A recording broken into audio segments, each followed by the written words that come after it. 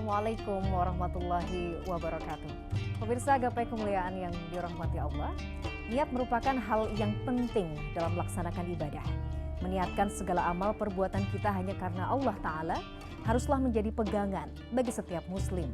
Jangan sampai dalam segala aktivitas kita hanya memperoleh kesuksesan dunia semata, karena niatlah yang membuat amal menjadi berkah. Semoga Allah Ta'ala mudahkan kita untuk menata hati agar selalu melakukan amal dengan niat karena Allah semata. Sebagaimana disampaikan Rasulullah SAW yang diriwayatkan oleh Al-Baihaqi, yang artinya niat seseorang mukmin lebih utama daripada amalnya. Nah pemirsa, hari ini insya Allah kita bersama akan belajar dan mengkaji perspektif tasawuf dengan tema niat lebih baik dari amal. Seperti biasa sudah hadir di studio ada gurunda kita semua, Kiai Haji Haris Hakam. Assalamualaikum Pak Kiai. Waalaikumsalam warahmatullahi wabarakatuh. Sehat Pak Kiai? Alhamdulillah sehat afiat seperti biasanya ya? Anti juga. Masya Allah, terima kasih. Walaupun sebenarnya ini kondisi udara di ibu kota juga sedang tidak baik-baik saja ya Pak Kiai. Iya, mudah-mudahan kita bisa jaga diri, bisa jaga imun. Betul. Dan sehat selalu. Nah itu, jaga iman. Dengan hari ini insya Allah mendengarkan tausiah dari Kiai Haris Hakam. Insya Allah. Baik. Nah bagi Anda pemirsa yang juga memiliki pertanyaan, Anda bisa mengirimkan pertanyaan Anda berupa teks maupun video melalui nomor WhatsApp yang tertera di layar kaca. Anda juga berkesempatan untuk bertanya langsung kepada Pak Kiai melalui sambungan Zoom yang nanti insya Allah akan ditentukan oleh tim Gapai Kemuliaan. Nah Pak Kiai, kita langsung ke bahasan kita. Terkait niat itu lebih penting daripada amal. Ya kita tahu lah ya, innamal a'malu binniyat. Nah bagaimana kemudian kita membedah dalam perspektif tasawuf, mengapa niat itu sangat penting? Tafadhol. Baik, bismillah walhamdulillah. Wassalatu wassalamu ala rasulillah ma ba'du. Para pemirsa dimanapun Anda berada, yang dimaksud niat itu qasdu syai' muqtarinan bi fi'lihi. Orang bermaksud melakukan sesuatu dan bersamaan langsung action dengan perbuatan. Itu yang disebut dengan niat. Niat ya. Nah, ketika niat itu lebih bagus ketimbang amal itu tadi, ada hadis yang menjelaskan memang seperti itu, Mbak Mila. Ya, Nabi bersabda itu, an-niyatu khairun minal amal. Niat itu lebih bagus daripada amal itu sendiri. Emang sepintas rumit ya kita untuk memahaminya itu rumit. Tetapi ini sebenarnya sebuah karunia. Maknanya orang niat saja sudah berpahala. Ya, di dalam satu hadis yang cukup panjang dijelaskan, bila seseorang punya ba'is, ada dorongan ingin melakukan sesuatu dan dia berniat mau melakukannya walaupun tidak dieksekusi, maka dia sudah mendapatkan satu pahala. Sementara amal tidak bisa mendapatkan apa-apa sebelum dilakukan. Betul. Nah, itu mengapa jadi secara substansial niat memang lebih bagus daripada amalnya. Karena memang bagi orang-orang yang tidak mampu, ketika lihat pembangunan, ketika melihat orang yang terpuruk dalam ekonomi, orang yang gagal, orang yang tabrak lari dan lain sebagainya, niatnya itu sudah mulia dia di hadapan Tuhan. Bahkan bisa jadi kemuliaan dia ditimbang dengan orang yang bersedekah itu bisa jadi lebih tinggi gitu. Betul, betul. Jadi niat itu juga bagian dari sebuah ibadah.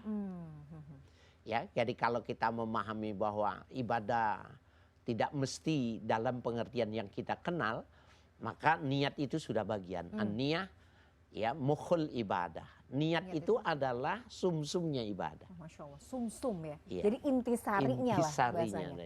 Jadi kalau amal soleh sudah dilakukan dan disertai dengan niat ya, karena lillahi ta'ala, itu double-double lagi pahalanya Pak Kiai ya? Ya, nanti niat itu sudah berpahala. Okay. Ketika dia melakukan, maka dia sebenarnya bisa membuatnya itu berganda. Caranya satu perbuatan niatnya yang banyak. Mbak Mila menggunakan parfum. Oke, niatnya yang banyak. Oke. Ya, pakai parfum itu kan perbuatan cuma satu kan. Betul. Tetapi dia niatnya itu mengikuti sunnah Nabi. Masya Allah. Yang kedua membahagiakan orang yang ketemu. Kemudian dia memproteksi ketika kondisi itu pengap, bau dan lain sebagainya. Memberikan kebahagiaan kepada orang lain. maka sepanjang niatan itu berapa jumlahnya itu tadi, walaupun perbuatannya satu, maka dia dilipat Masya gandakan. Allah. Jadi ini strategi. Saya juga, iya juga ya. Berarti boleh ya kita meniatkan amal soleh misalnya Pak Kiai, atau Iya. apapun lah yang kita lakukan itu dengan niat kebaikan yang banyak sebenarnya. Nah, itu makanya Masya dibilang Allah. Oke. niat lebih bagus dari perbuatan, karena Betul, betul. perbuatannya cuma satu. Niatnya bisa banyak. Nah, itu bisa dilipat Allahu gandakan. Rabbi, betul. Nah, bagaimana kalau sebaliknya? Orang melakukan amal soleh yang dianggap dalam perspektif manusia ya Pak Kiai ya. Amal soleh, amal baik, tapi sebenarnya niatnya nggak ada, atau bahkan mungkin niatnya karena yang lain. Nah, ada sebuah ungkapan di kalangan para mutasawwifin ya, Imam Al-Ghazali mengutip itu, al-amalu bila niyatin abaun. Beribadah tanpa ada niat, kerja bakti dia. Waduh, ya. Ya, Capek. kerja bakti cuma capek doang. Oke. Kemudian wal amalu bila ikhlasin riya. Kalau dia beramal tapi tidak ikhlas, artinya tidak ikhlas itu ada kepentingan-kepentingan lain selain ke atas nama Allah. Bahkan Imam Ghazali mengatakan dia niatnya karena Allah. Kemudian dia supaya, umpamanya orang berpuasa karena Allah, puasa sunnah karena Allah. Sekalian diet, Oh, iya. namanya ya, sekalian nurunkan kolesterol, Nah, umpamanya. itu biasanya begitu. Ya, semua lagi. Dan kalau dia lebih semangat dengan poin-poin ini, maka dia tidak termasuk ikhlas. Oh, oke. Karena Jadi hati-hati ya. baisnya, baisnya cuma satu, tapi pelengkapnya Banyak. lebih banyak dan Dan itu kita yang fokus. menyebabkan dia lebih semangat. Nah, ini nggak boleh. Nah, jadi yang ketiga dikatakan itu bahwa wal ikhlasu bila tahqiqin habaun. Orang yang ikhlas tapi tidak proporsional niatnya, maka seperti debu yang tertiup angin. Oke. Tidak proporsionalnya itu seperti apa Pak Kiai Nah, misalnya? Niatnya itu sebenarnya ketika dia melakukan ibadah itu, kan ada orang melakukan ibadah emang dari kecil disuruhnya seperti ini gitu. Nah, itu dia niatnya nggak proporsional gitu loh. Ketika dia melakukan segala sesuatu, ada di dalam benaknya itu, di dalam jiwanya itu tadi, bahwa dia melakukannya karena Tuhan, karena Allah gitu. Oke. Maka yang semacam itu proporsional. Ya, jadi beramal tanpa niat dia anak kerja bakti, niat ya, tetapi dia tidak ikhlas, maka dia ria. Apabila dia ikhlas tapi tidak proporsional, tidak benar, sama saja seperti debu yang berterbangan. Jadi, Nanti di yaumil kiamat seperti itu. Ketika ditimbang amalnya itu habaan mansura, seperti debu yang ditiup berterbangan, angin. ya. Nggak ada pengaruhnya terhadap bobot timbangan itu. Masya Allah. Nah, jadi kan niat itu tuh apa ya, sensitif ya Pak Kiai. Jadi memang harus betul-betul dijaga, betul-betul harus dilatih. Karena berkaitan juga dengan ikhlas kan. Iya. Nah, nanti kita akan bahas ya di Insya segmen Allah. berikutnya. Kita harus jeda dulu. Pemirsa jangan kemana-mana, Gapai Kemuliaan masih akan kembali setelah jeda yang satu ini.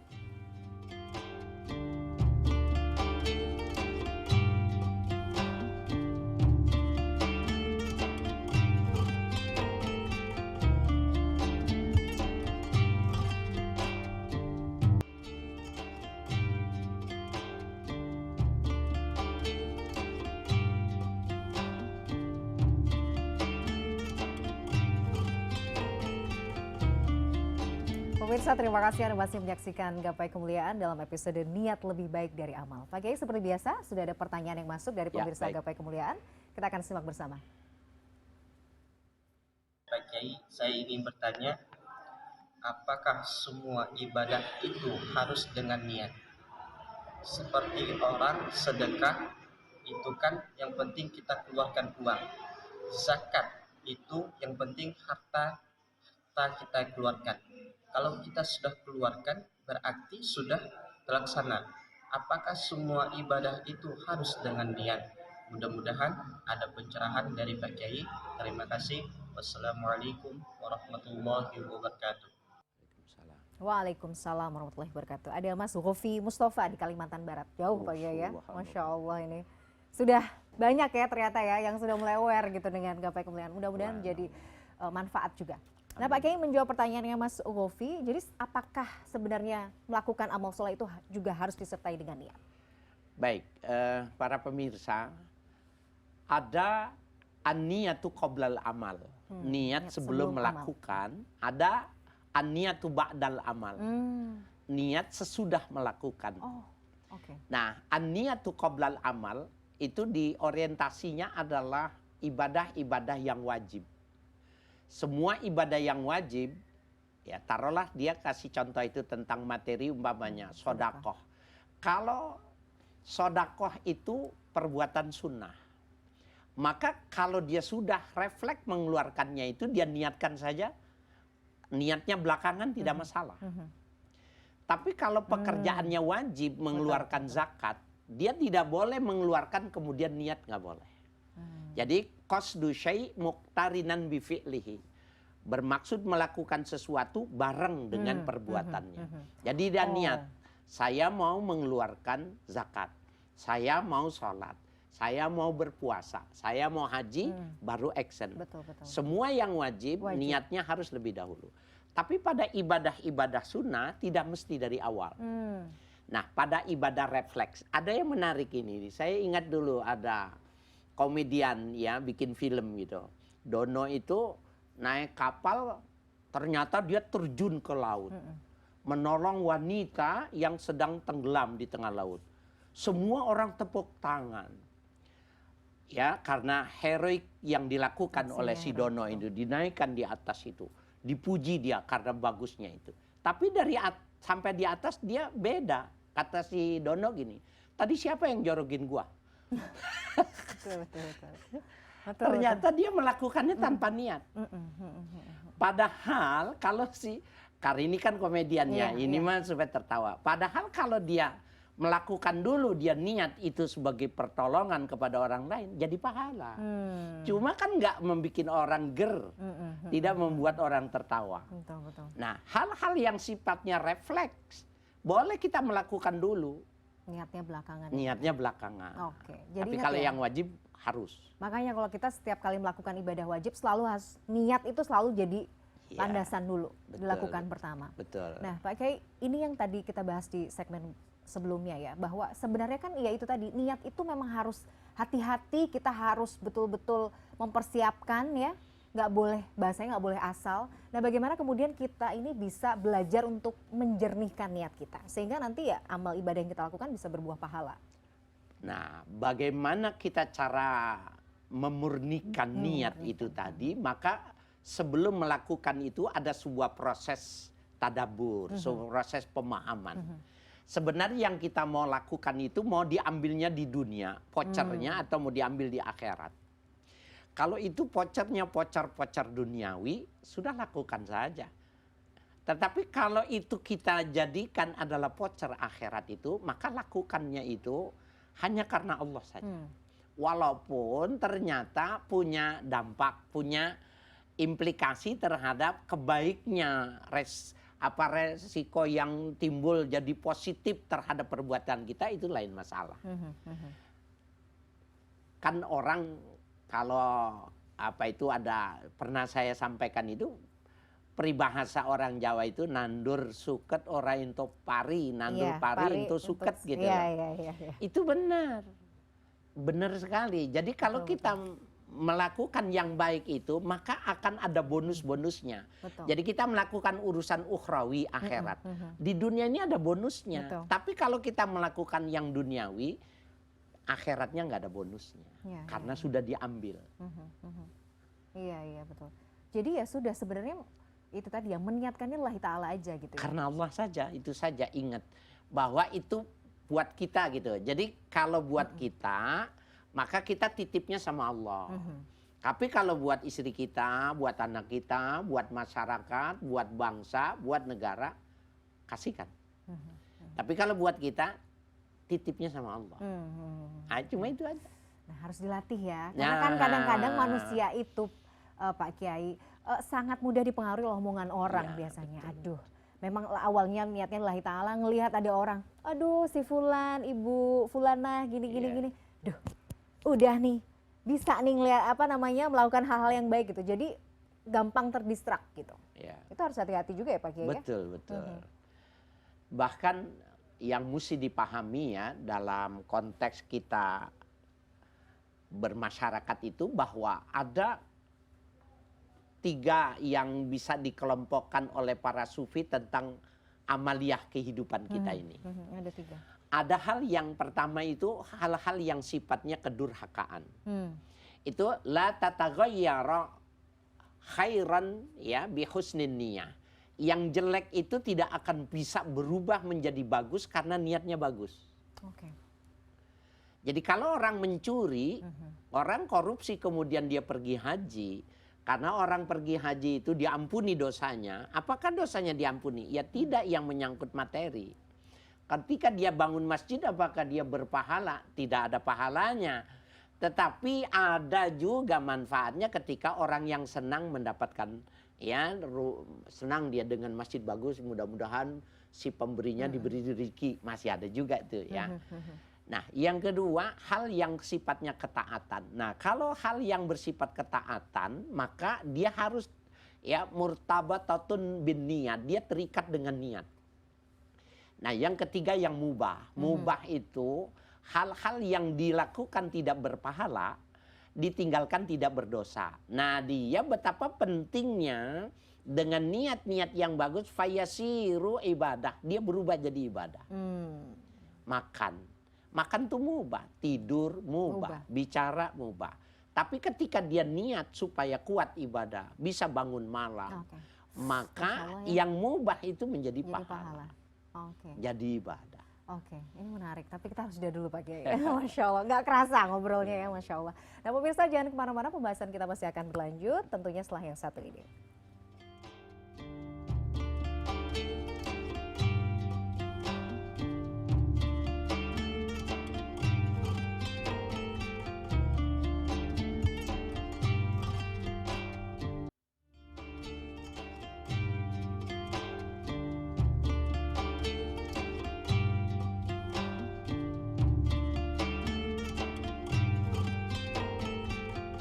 Anda masih menyaksikan Gapai Kemuliaan dalam episode Niat Lebih Baik dari Amal. Pak Kiai, kalau bicara soal niat, kadang-kadang masih ada orang yang kemudian bingung sebenarnya, atau awam lah ya. Kira-kira kalau niat itu perlu dilafalkan atau cukup di dalam hati?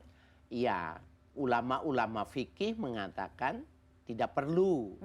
An-niyatu fil qalbi, niat itu di dalam hati. Jadi bila seseorang bibirnya tidak bergerak, kemudian dia mengatakan Allahu Akbar dan di dalam hatinya tadi niat sholat, maka sudah sah. Tapi kaum mutasawifin, para sufi mengajarkan kepada murid-muridnya ucapkan. Karena at-talaffuzu bil lisan yuqawi ala qalbi, yuhdi ala qalbi. Orang yang mengucapkan dengan lidah itu bisa menguatkan hatinya, membimbing hatinya. Saya niat puasa besok karena Allah gitu. Nawaitu sauma ghadin, itu sebenarnya itu diajarkannya oleh sufi. Ucapkan sambil mengucapkan lafaznya, kemudian hatinya menyertai. Itu lebih bagus. Nah, kenapa para sufi berbeda? Dia lebih mementingkan perlu adanya latihan, bahwa hati itu dia, maaf ya, kalau orang obesitas itu dia nggak makan saja, dia berkembang terus. Jadi metabolismenya sudah hidup. Walaupun umpamanya dia disuruh puasa, dia tetap berproses dan seperti daging hidup lah kira-kira begitu kalau orang obesitas. Kenapa? Karena dia dilatihnya dengan apa itu asupan yang cukup terus menerus secara rutin. Ketika tidak diberi, ketika puasa dia tetap harus berproses. Metabolisme tubuh itu begitu. Nah, domir, ya, rahasia tubuh kita ini, jiwa kita ini juga seperti itu. Kalau dia biasa mengucapkannya sesuatu dan hatinya itu terbimbing oleh ucapannya, dan itu biasanya kalau di sufi itu memang dilatihnya dengan suara keras. Allah, Allah, Allah, Allah, Allah, terus dengan suara keras. Lama-lama hatinya hidup sendiri. Dia berbicara, mau kemana berangkat Ma? Ya selamat pagi Ma, selamat pagi. Tapi dia tetap hatinya Allah, Allah. Membiasakan, Walaupun secara hukum tidak wajib diucapkan. Jadi itu tadi ya, bahwa kalau untuk mutasawifin gitu ya, melisankan niat itu juga membantu hatinya supaya hidup ya Pak Kiai ya. Oke. Ini Masya Allah. Nah Pak Kiai, nah bicara soal niat yang pada akhirnya berujung juga kita kan berharapnya kalau kita niatnya karena lillahi ta'ala ya, kita berharapnya kan amal yang kita lakukan ini ikhlas. Nah tapi sebenarnya kita menilai ikhlas itu juga bagaimana, kan sulit juga ya Pak Kiai ya. Nah ikhlas itu cuma mudah diucapkan. Iya. Ada sebuah ungkapan hukama ya yang dinukil oleh Imam Al-Ghazali. Beliau mengatakan annasu kulluhum halka. Manusia itu semuanya binasa. Illal amilun, kecuali orang-orang yang beramal. Wal amiluna halka illal mukhlisun. Dan orang yang beribadah beramal juga celaka, binasa, kecuali orang yang ikhlas. Nah ini wal mukhlisuna halka, orang yang ikhlas juga berbahaya juga. Wal mukhlisuna ala khatarin azim, orang yang ikhlas itu juga ala khatarin azim, dalam kekhawatiran yang luar biasa. Jadi bisa dicuri juga gitu loh. Selalu ada celah. Pada tikungan, pada ada tutupan sedikit, tersembunyi sedikit, dipotong di situ, dipengaruhi oleh nafsu, dipengaruhi oleh kondisi, dipengaruhi oleh setan, hilang juga. Jadi jangan dikira udah ikhlas gitu aman. Enggak, sampai dengan bahkan seketika sudah selesai, sudah berpusat, ketika di rumah dia mengatakan ternyata amal saya paling besar ya. Nah begitu. Padahal pekerjaannya kan sudah lewat ya. Siapa bilang gua selama ini di kampung nggak dikenal? Nah begitu. Hari ini orang baru tahu bahwa amal gua paling besar. Mau bilang apa kalian?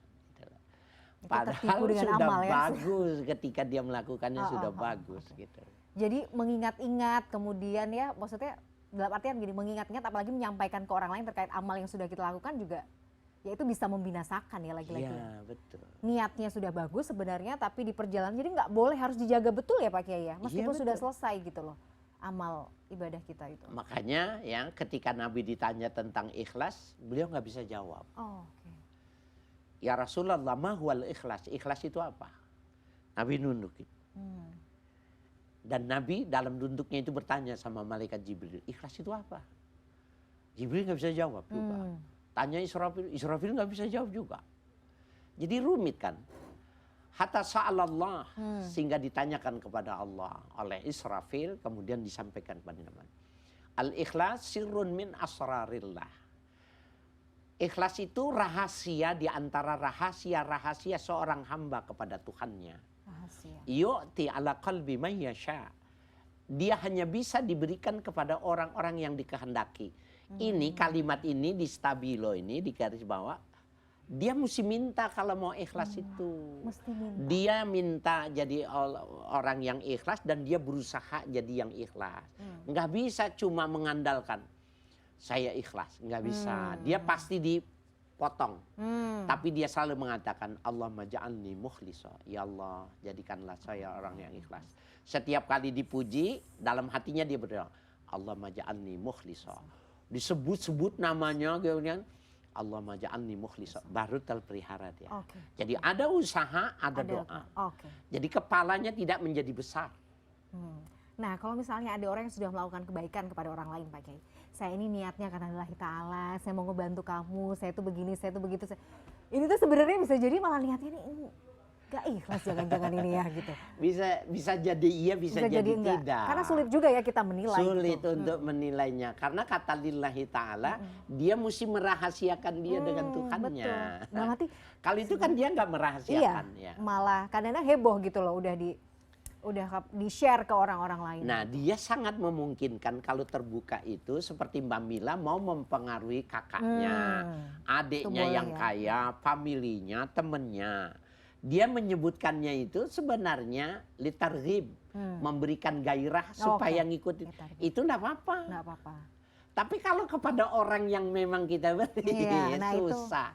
Kayaknya susah untuk ikhlas itu. Jadi nggak usah begitu ya. Jangan. Pendam dalam hati gitu. Jangan, susah. Mempertahankannya susah. Selalu ada celah bagi syaitan untuk Ya. kemudian memelintir niat kita lagi ya Pak Kiai. Iya, betul-betul. Kalau ada istilah kemudian sebagian ulama menyatakan bahwa niat itu sepertiga amal, sepertiga Islam gitu. Memang betul seperti itu nggak sih Pak Kiai? Iya, betul ya. Jadi niat, ikhlas, dan action itu kan kalau dibagi jadi 3 komponen gitu ya. Jadi betapa dia punya niat, punya komponen sendiri. Oke. Ya. Tapi kalau niat aja karena berpikir gini, yang penting saya kan udah niat gitu. Kalau nggak bisa melakukan kan yang penting udah dapat niatnya gitu, dapat Iya. pahala. Iya, bangunannya nggak Iya. jadi, pesantrennya nggak jadi, masjidnya nggak jadi. Ini maksudnya orang miskin dia bisa mengumpulkan pahala yang banyak sebanyak orang kaya yang mengeluarkan uang, maknanya. Bahwa dia punya semangat itu sama, cuma kemauannya tidak sekuat tenaganya. Oke. Jadi itu orang pinter gitu loh. Iya. Jadi siapa orang pinter? Orang miskin tapi timbangannya sama dengan orang Masya kaya, Allah, itu orang betul. pinter. Itu ya, Masya Allah. Pak Kiai ini luar biasa sekali ilmunya hari ini, tapi Baik. waktu kita terbatas. Terima kasih atas Iya, waktu dan juga sama-sama. ilmunya, mudah-mudahan menjadikan Sama-sama. manfaat ya. Nah pemirsa, saya sudah perjumpaan kita hari ini dalam program Gapai Kemuliaan. Semoga tausiah kita kali ini bisa menambah hasanah ilmu agama kita, menjadikannya bermanfaat, dan yang paling utama menambah ketaatan kita kepada Allah Azza wa Jalla. Amin. Saya Meladia Rahma dan juga Kiai Haji Haris Hakam pamit. Terima kasih atas perhatian Anda. Insya Allah kita akan jumpa lagi pada episode berikutnya. Wabillahi taufik wal hidayah. Wassalamualaikum warahmatullahi wabarakatuh. Waalaikumsalam.